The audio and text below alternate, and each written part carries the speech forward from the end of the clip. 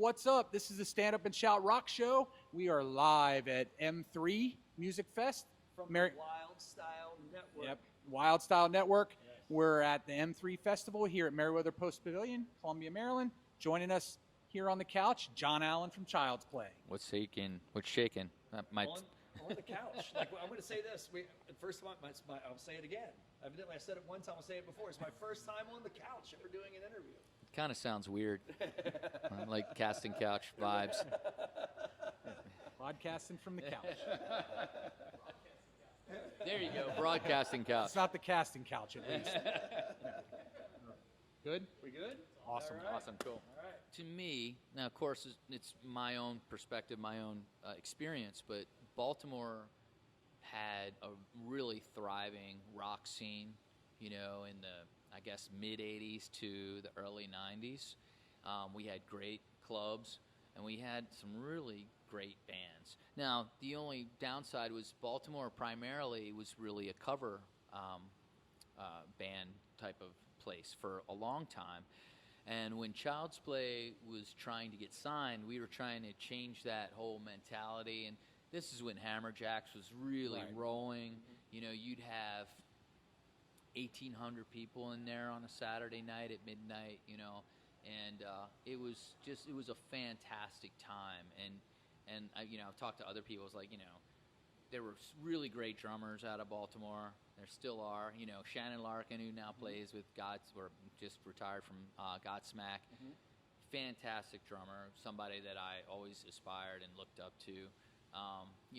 Jimmy, of course, Jimmy Chalfant from Kix. Mm-hmm. There was a guy named Alex Markarovich that I took lessons from. He used to play with a band called Mannequin. That was from Baltimore. Yep. And so, it's great to kind of bring some of that back, to this show, and represent, certainly. So I feel like speaking, you're speaking from the past, like building into the present. There's been a lot of momentum that we've witnessed as fans of Child's Play in terms of an audience that seems to be building for you. Are you noticing that too, and how does that feel? Well, it's cool. I mean, if we can, turn on new people, certainly like, M3, there's an international presence. People come from all over the world and all over the country to come to the show.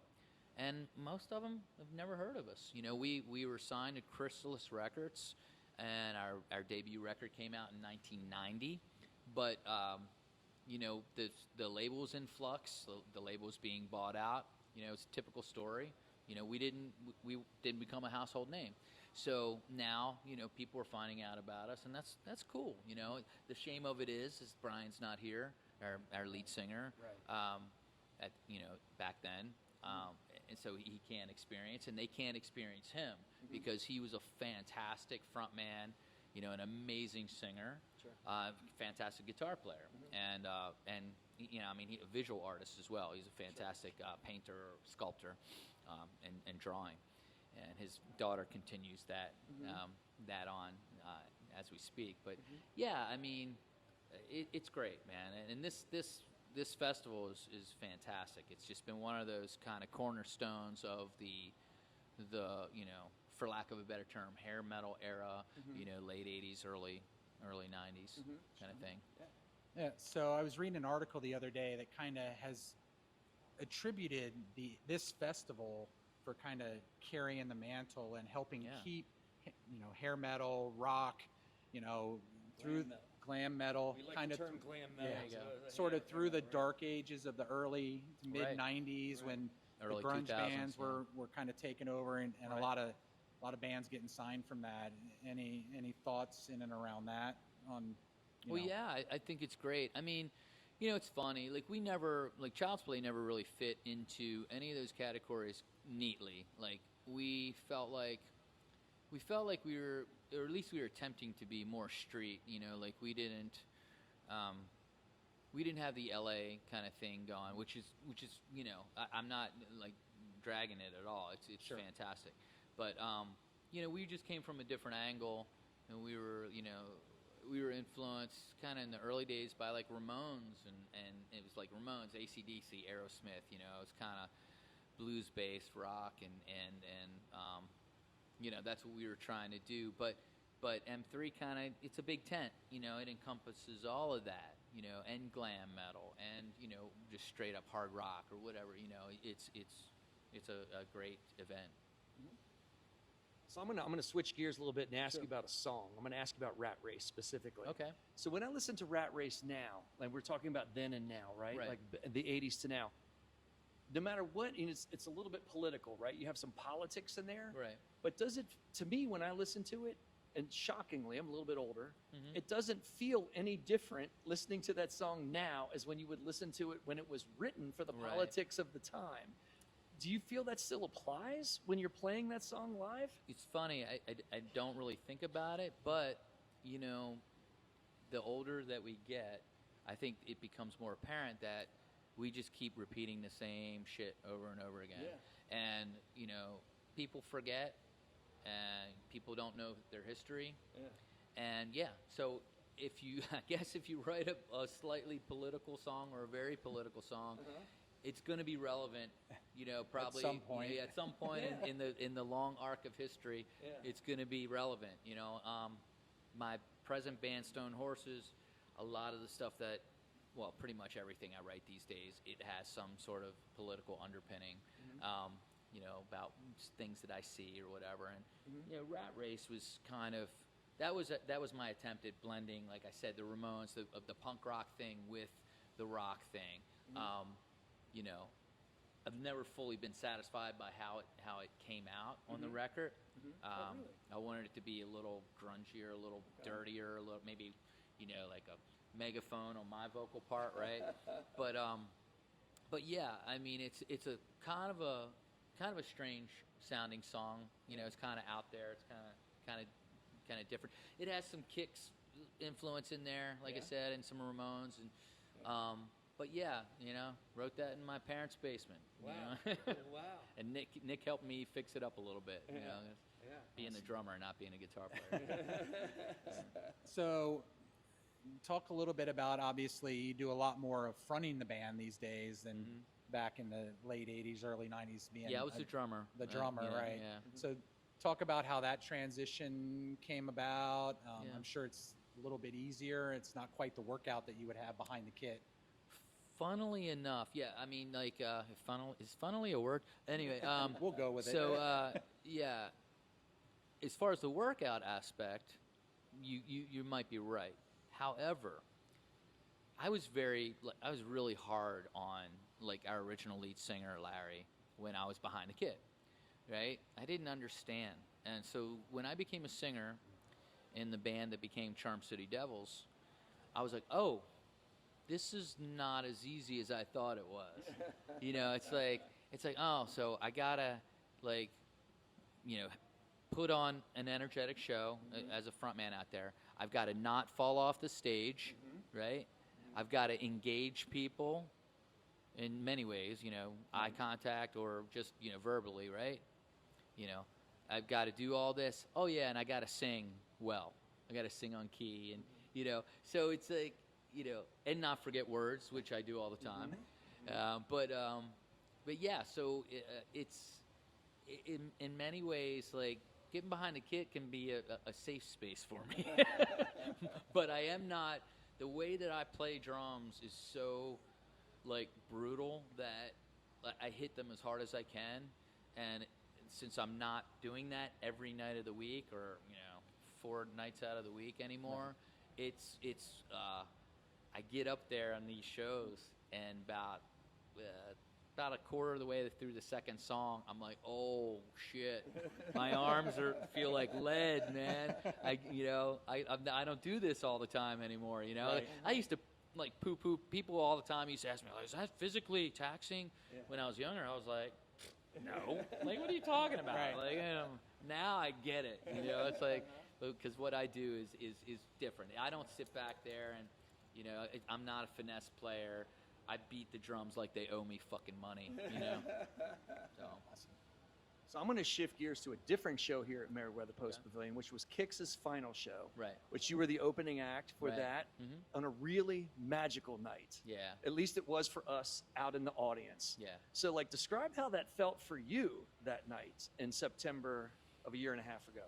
It was an honor. I mean, like those guys, they were a huge influence on us. You know, they were the first band, I think, out of Baltimore that we realized, oh yeah, we could do that. We could get signed. We could be on MTV. You know, we could play arenas. You know, if we just, you know, worked hard and wrote songs as good as theirs, or, you know, we tried to do that. We tried to aspire to what the Kicks, you know, did, and they really meant a lot to us. And to be asked to play their final show was incredible. I'm sad that they don't play anymore, because they were the band for so long, and they were kind enough with Child's Play. I mean, there were a ton of local bands that got to support them throughout the years, but Child's Play probably opened for them the most out of anybody until we got our record deal or whatever that helped us on the way up. And so when the promoters here at IMP called me, and it was actually before the one M3, and we have a show for you maybe in September. Are you available? And they're like, but it's a secret. We can't tell you who it is. And I'm like, yeah, we're available. Like, and he's like, okay, well, it's Kicks. he didn't really keep it secret very long. But I was like, awesome, you know, that's killer. Yeah. But I was sad, you know, that it was going to be their final show. It meant a lot, and to see over 15,000 people out there. It was packed. And the weather was not great. But it didn't matter. You know, people showed up and they were on the lawn, you know, it was raining, right? It was all the way to the back of the lawn. It was amazing. And it was cold. It was cold and raining, which is like the double whammy. I mean, it was amazing. So Larry, the original singer for Child's Play, he took a picture, and it's in my studio, of me and Steve after the show, like holding each other, embracing and laughing. You know, I don't remember what was said, but it's a really nice photo, and it's something I cherish. Yeah, it was a great experience, great time. We actually we interviewed the band Spread Eagle, who's playing tomorrow here, a couple weeks ago, and we talked a little bit about the 40th anniversary of Midnight Dynamite. Yes. And we gave them a choice of a couple of hair bands that came out with albums 40 years ago, and they're like, oh, Kicks, they're another East Coast band. They're like, they were East Coast, we're East Coast. Yep. We love those guys, and we've done a bunch of hands down. We're picking them over. It was Dokken, but so my question is, having the longevity that you guys have had within Child's Play, there's been quite a bit of technology that's changed, made recording easier, maybe not necessarily made things better or easier. And we've talked about this on our show often. So, how do you think making music, marketing music, has it been more beneficial, less beneficial with the technology that's evolved over the years? Well, the technology as far as recording, you're saying specifically? Sure, yeah. Well, it certainly makes it a lot easier. There are kids that are making records in their bedrooms, now that sound freaking amazing. There's, I guess, with anything, with any advance, there's something lost, of course, right? But, like Child's Play, we had no studio experience whatsoever. Like, we went in and we did a few demos before we got our record deal. So, consequently, like, had we had some more studio hours under our belt, I think we would have benefited from that, right? But it was so cost prohibitive back then, right? It was like $100 an hour at the big studio here in town, and so we would play like a year and try to save money up to go in and record. So that's a really positive thing, that now you can get really high quality recordings. I have a studio in my basement, with Pro Tools, and I've got a bunch of analog gear that goes to the digital part, and so it costs a little bit of money, but I don't have to worry about pulling up stakes and going to a recording studio. Unfortunately, a lot of the studios are they're gone now. Right. In fact, where we mixed the Child's Play record at Sunset Sound, I think they just closed, and that's really sad because that was a legendary studio. You know, like the Doors recorded there, Janis Joplin, Van Halen did their first 2 records there. When we were there was a room we couldn't go into because it was Prince's room, and it was all purple, and it had like, it was all done up, with tapestries or whatever, and candles and stuff, and so that's a bummer. Like that was a storied, one of those really famous storied recording studios in LA that's now gone. So that's a shame. But yeah, I mean, there's good and bad. I mean, the bad part is that they're like, Spotify is inundated with music on a daily basis. So it's really hard to poke through. It's really hard to to be seen because of thousands of pieces of music being uploaded. Now, the old days, there were gatekeepers, which were like the labels and radio and everything. But that had its drawbacks too. Sure. A lot of bands got kind of lost in the shuffle there as well. So, you got to take the good with the bad. Or what was the trend at the time? That's the bands they were looking for, all that kind of stuff. Right. And a lot. And then the other gatekeepers were your own record label. Like if they got the record back, and the president of the label was like, there's not a hit on here. Forget it. Like. You were dead. You're dead in the water, and that's kind of what happened to us. We were signed by one president. We went into the recording studio to record our debut record, and like a week into recording our record, my manager got off the phone, and he looked like he saw a ghost. He was white as a sheet. I said, "What's going on?" He's like, "They just fired the president of the label, the guy that signed us." Right. And we're like, "Oh no!" And he's like, "It's okay. The vice president of the label." He really likes us, and he signed Billy Idol, so he's not going anywhere. Famous last words. About 2 months later, they blew his ass out too, right? So we're sitting there, we're the orphan of the record label at that point. Yeah. And we were then foisted onto an A&R guy who did not sign us. He signed another band, and that was the band that he really loved. And he did his best, but we were 2 baby bands coming out within like a month of one another, and it was a small label. Chrysalis, I mean, they had Billy Idol and they had Pat Benatar, and Slaughter, but they were small, and even big labels have a hard time like working baby bands at the same time. You got to kind of sink or swim, and unfortunately, both bands we sunk. So. Sure. All right, so you guys are a fantastic live act. There's no doubt about it. So what can we expect next? Where can we find Child's Play next, in the recent upcoming months? So we're going to do a Baltimore show, or at least in the Baltimore area, either this September or around Christmas. So there's a new venue that's opening up in September, I think. So we're hoping that maybe that's where we do our September show. We'll see. We'll see what happens. But yeah, we want to try to make it a semi-annual or biannual thing where we play M3 and then we play, September or Christmas. We did Christmas shows the last 2 years in a row. Sure.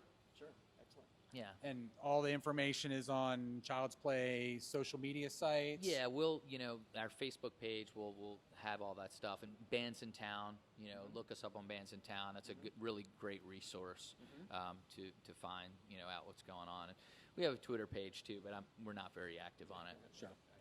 Well, we certainly appreciate the time. Thank you. Taking a few minutes to chat with us, and have a great rest of your weekend. You too, man. Awesome. Thank you. Stay Thank you, tuned. guys. We got some more coming up this weekend on the Stand Up and Shout Rock page. On the Wild Style Network. Wild Style Network. See ya.